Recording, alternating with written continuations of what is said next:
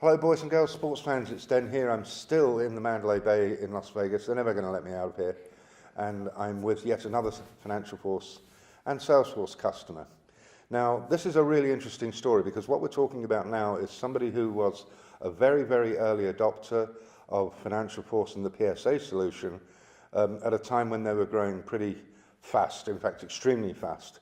So, to my left and your right, please introduce yourself, sir. Tell us the story. Sure. I'm Marshall King. I'm the Vice President of Tools and Enablement for BRG.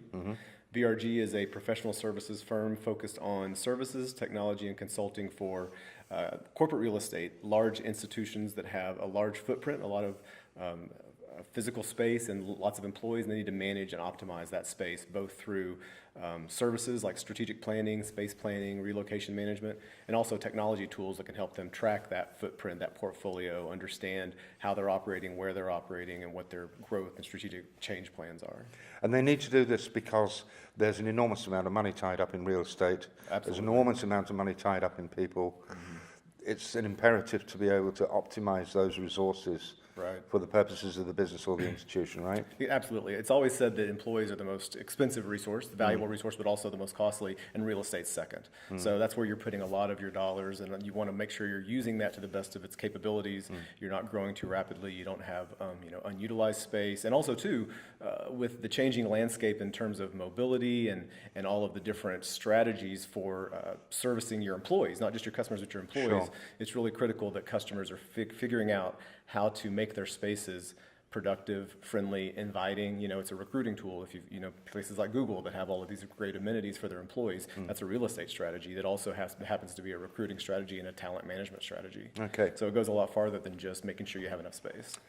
So at the time that you made a decision to go with FinancialForce, talk about the landscape that you had at that time, the technology landscape. Sure. So that was about 3 years ago. Right. We had about 138 employees, and we had several different disconnected systems, like a lot of companies that are growing and evolving. So we did have Salesforce. We used that for our CRM. It was a fairly small implementation and fairly straightforward. And then we used OpenAir for PSA, and then we used QuickBooks for our financial or accounting system. And nothing was connected. We didn't have any integrations. And so integrations were typically done export, import, or manual entry of information, especially on that finance side. And so that just created a huge constraint on our growth and also on our ability to understand and analyze the business. We weren't getting timely financials. I don't want to say they were inaccurate. Our finance team did a good job. It was a lot of work to get accurate financials.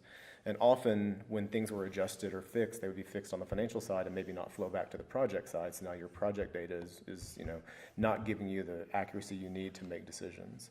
So it was just time-consuming, costly in terms of human labor, and then ultimately didn't give us enough information to really drive a business forward. And it was a pantomime horse. I don't think I know that term. Well, that's where you've got the back end and the front end are different, and they're kind of trying to work together. Okay, I like that. I may have to use that. Yes, that's exactly what it would be. Okie dokie. So why FinancialForce in particular? What was it about their solution that you said, right, we're prepared to take the risk? Because, given that you were at 138 people, and this was very early stages, I would suggest, it's kind of you're stepping into the unknown a little bit, I would think. So what happened there? Well, part of it really was the strength of the Salesforce platform. We did have that experience with the traditional CRM side of Salesforce, have been very happy with it, the reporting, the dashboarding, the notifications, things like that. We were able to drive a sales team using that information. And also, too, we had brought in an admin to help us support and extend the system, and we saw the flexibility of the platform, that underlying base of technology functionality. And so that was one of our preferences. When we went looking for a solution, we looked both on platform and off platform, but finding something on platform had an immediate advantage, and these other packages kind of had to catch up. Because again, if we went with something that wasn't on the Salesforce platform, we still need some integration back to CRM, and then you've got to manage two tools, things like that. And so that was a huge leg up for FinancialForce. But also, too, we really were happy with the way we saw the product integrated and evolving. We really wanted that integration between the PSA and the FFA and project financials. And, we call them practices, our business units, practice financials. That was one of the other key drivers, and we saw the strength of that integration. It was new. We talked about that. It was new and it was, it's still evolving, but we saw the potential. And then we also had somebody on staff that had some experience with FinancialForce, so she knew some of the strengths, some of the pitfalls to help us work around as we implemented. Okay. So before we've started here, you were saying you went from 138 people to 500 people in, that's in 3 years. That's correct. Enormous growth. And you're crossing boundaries as well, geographical boundaries, right? Yeah, that's correct. When we went live, we were probably 95% a U.S. company with a few Canadian employees. We did all of our invoicing in U.S. dollars, all of our financials. So we had to deal with the currency changes, and that was often a loss for us in watching the currencies fluctuate. And we didn't have any employees overseas. And we had a really strong pressure from several key customers to put people overseas to support them in Ireland and in Singapore and in India. And we wanted to lead in that area and support those customers. And so we needed a tool that could be multi-currency, be multi-company. We have several companies set up, and that could also really provide us a platform for bringing together all of our employees, because not only were we growing rapidly, but most of our employees either sit at a customer location full-time. They may have never set foot in a BRG office, or they're at a home office. And again, some of those people never get the chance to make it to an office. And so we've got a really distributed workforce, and we want them to be one company. We want to operate and share information and strategize. And so that the Salesforce platform plus all the FinancialForce data and analytics really helped us kind of establish a platform for that expansion, and both, like you said, both headcount expansion and geographic expansion. We also executed one small and one large acquisition during that time. And so again, I feel like the whole platform we had established gave us something to layer those people into. We weren't having to, kind of put something together. We had a tool, we had a ecosystem, if you want to call it that, and we brought their information, their processes, and their people into that. So growth of that kind is never easy, right? There are problems left and right.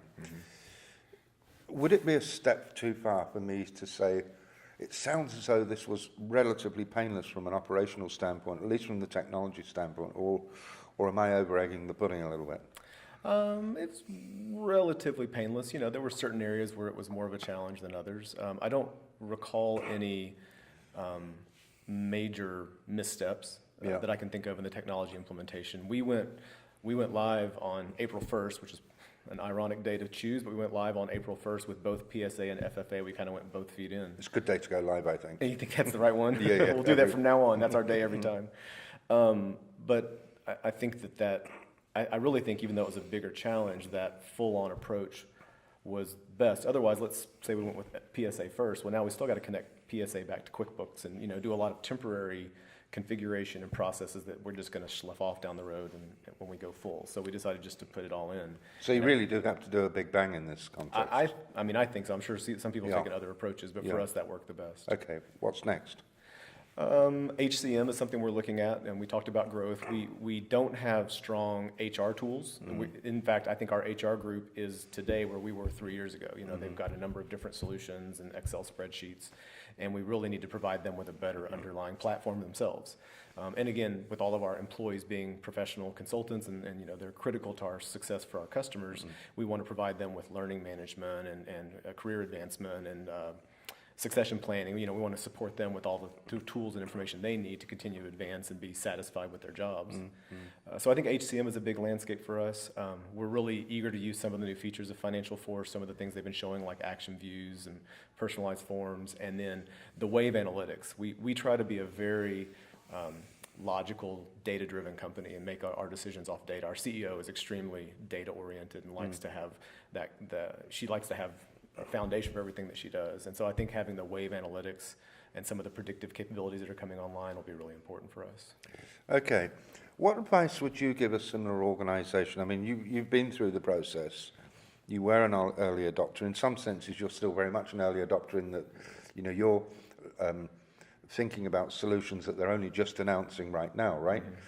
What kind of advice would you give? Well, I started out my career on the consulting side at BRG, so I was customer facing for 17 years before I rolled into this role. And so I try to approach things from that business analyst consultative perspective. And what's most important to me is that you can find a tool that's flexible enough to support and enhance your process without requiring a lot of effort from you to develop and modify. You don't want a tool that's so rigid that you have to force yourself to operate by the tool. And again, that's one of the reasons we like Salesforce so much in all of its different areas, is that we can, with all of the tools that are available, I mean, they say it all the time, clicks, not code, but by and large, that's true.